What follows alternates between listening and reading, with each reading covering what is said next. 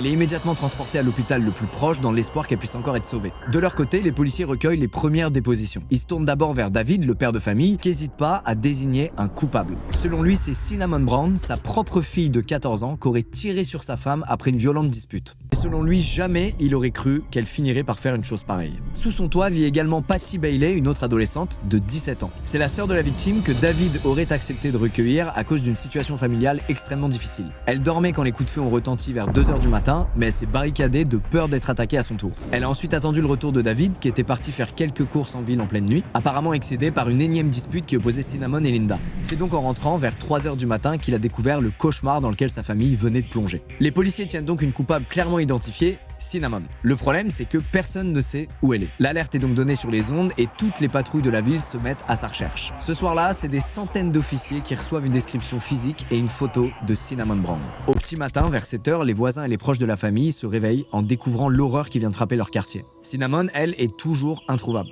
Mais un officier fouille le jardin et il finit par entendre quelque chose d'étrange à l'arrière de la maison. Une sorte de respiration lourde qui semble provenir d'une niche pour chien.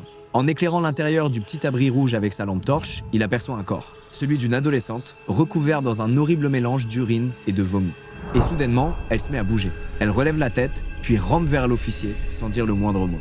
Le policier est surpris et terrifié, alors il recule de quelques pas avant d'apercevoir son visage. Ce visage, c'est celui d'une ado qui a l'air épuisée, mais qui rayonne d'innocence. Ses yeux le regardent comme s'il était son sauveur, comme s'il venait enfin la sortir de l'enfer. Et en s'approchant de plus près, pas de doute, cet ado, c'est Cinnamon Brown. Dans ses mains, il tient un petit papier entouré d'un ruban violet. Le policier le saisit et lit cette phrase aussi terrifiante qu'incriminante. « Pardonne-moi, Seigneur, je ne voulais pas lui faire de mal. »